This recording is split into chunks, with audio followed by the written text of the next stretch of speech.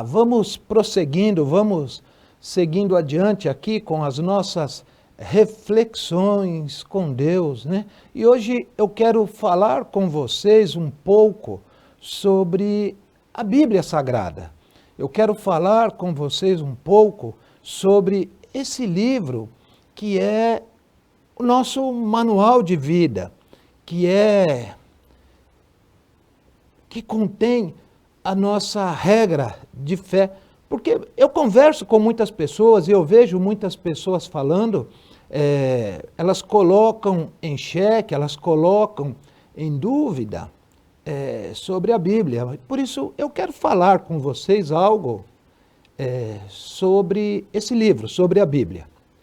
A nossa Bíblia, a Bíblia protestante, ela é composta de 66 livros, 39 livros,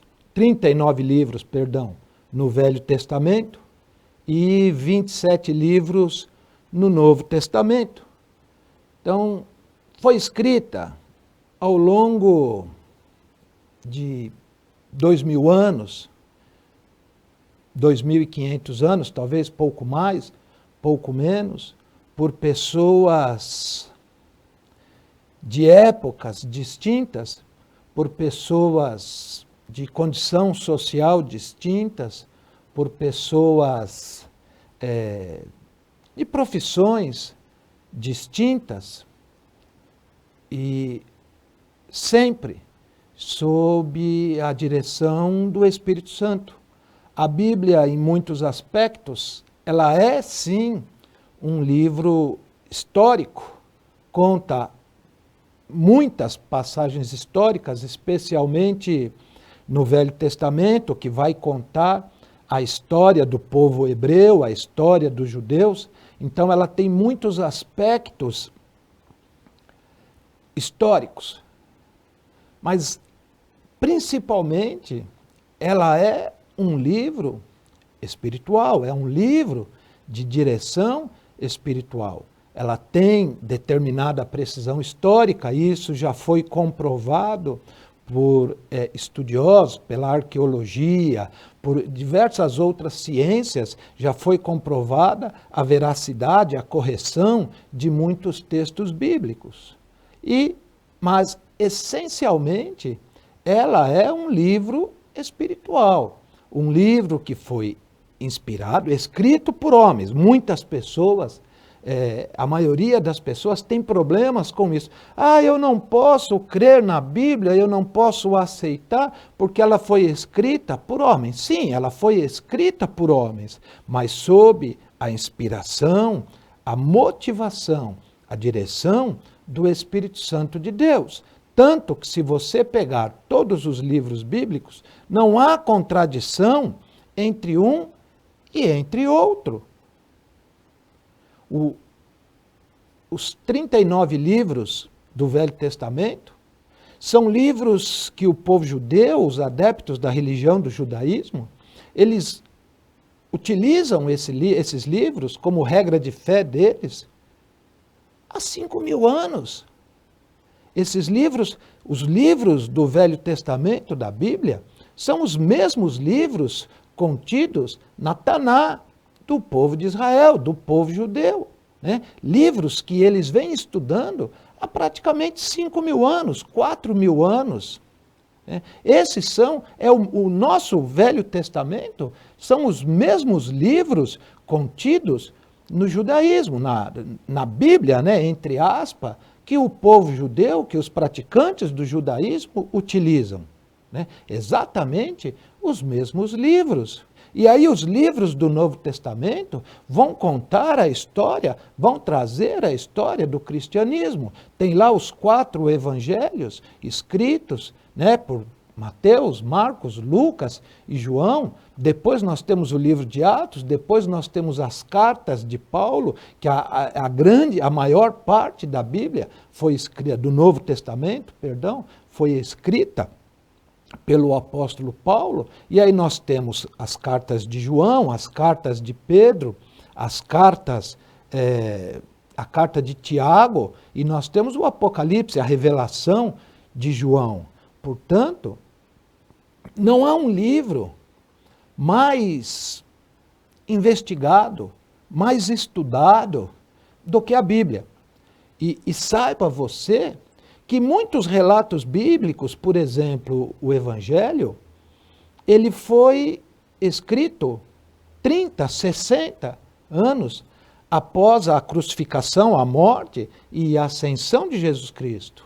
E muitos livros históricos, como por exemplo, contando a vida de Alexandre o Grande, da Grécia, foi escrita 200 anos depois da morte de Alexandre. Então, muitas pessoas, mas eu não creio na Bíblia, tal. Então você não pode crer em Alexandre, você não pode crer em Platão, você não pode crer na história egípcia, né? Em muita coisa da história do mundo você também não pode crer. Aí algumas pessoas me perguntam, mas e os manuscritos do Mar Morto? Perfeito, os manuscritos do Mar Morto foi uma oportunidade excepcional de nós comprovarmos a veracidade da Bíblia. Né?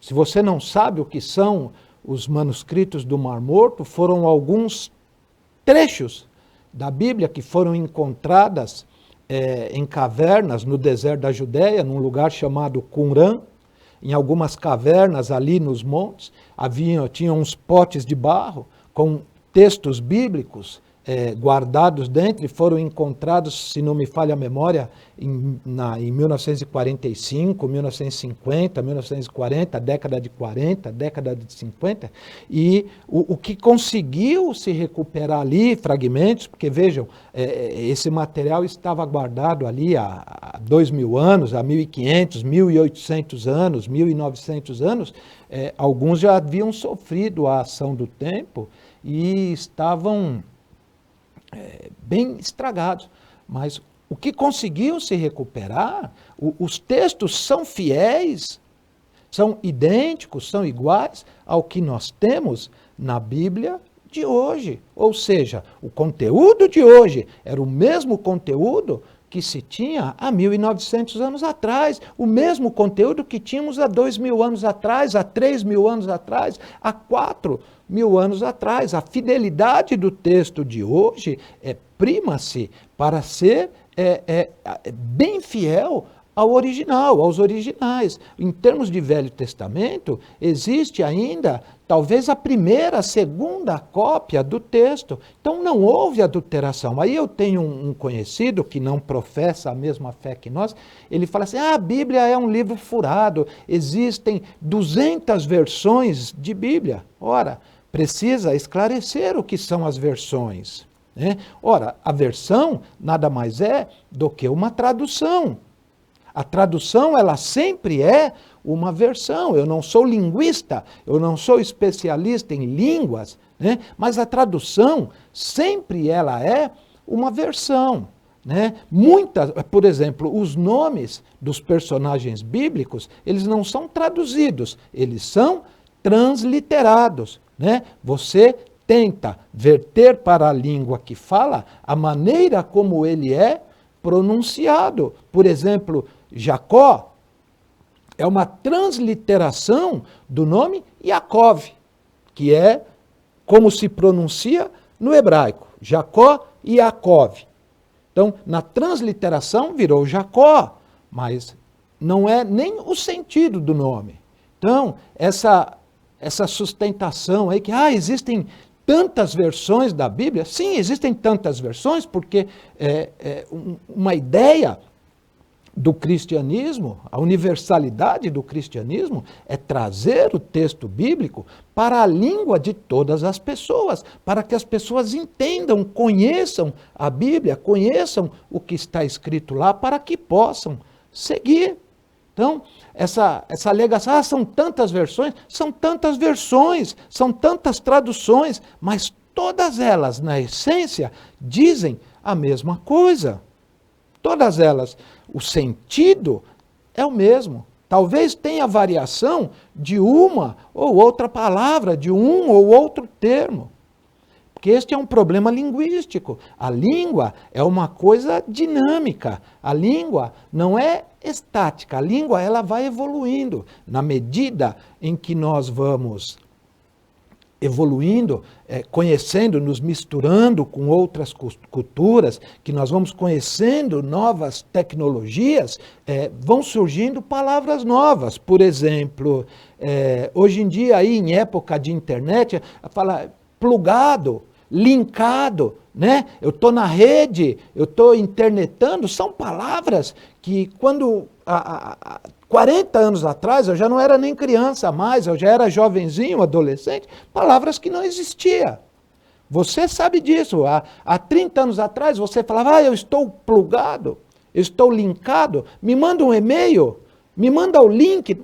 Então, são palavras novas que vão surgindo. Então, a língua, ela tem essa dinâmica, ela é dinâmica de ir surgindo palavras novas. Aí veja, você pega um texto de 4.000 anos atrás, né, do povo hebreu, que vivia restrito ali com a cultura deles. Então, muitos termos que nós temos hoje não existiam naquela época. E muitos termos daquela época nós não conseguimos captar a essência aqui. Mas na essência da Bíblia, a essência do texto é fiel. Então, tira esses preconceitos que você tem e creia na palavra de Deus, creia na Bíblia, leia. As pessoas falam assim, mas eu leio a Bíblia e não consigo entender. Espera aí, nós estamos falando de 66 livros, a Bíblia é uma coleção de livros, são 66 livros, nós vimos, 39 do Velho, 27 do Novo. Mas eu não consigo entender. A pessoa, ela pega um texto isolado, um trecho isolado da Bíblia, e ela quer ler, e ela quer entender todo o conteúdo. Não, é impossível. Ela precisa ler todo o conteúdo. Ela precisa começar lendo lá em Gênesis, no princípio, e terminar lá no Apocalipse. E ela vai ler a primeira vez, e ela vai ler outras vezes para ela poder entender, mas ela tem que ler também com um coração aberto, para que o Espírito Santo, o autor do texto, né, o escritor do texto, vá te guiando, vá te revelando. Agora, se você lê com um coração travado, um coração descrente, deixando o Espírito Santo fora da sua leitura, esquece, você realmente não vai conseguir entender coisa alguma, né? Mas pode ter certeza, a Bíblia é um livro fiel aos originais escritos. As traduções buscam manter-se fiéis aos originais para comunicar a palavra de Deus, a vontade de Deus e um modo de vida determinado por Deus para o seu povo. Isso é a Bíblia, isso é a palavra de Deus, essa é a nossa regra de fé. Que o Senhor Deus nos abençoe grandemente, que o Senhor Deus te motive e te inspire a conhecê-lo através da leitura do livro dele, a Bíblia Sagrada, em nome de Jesus.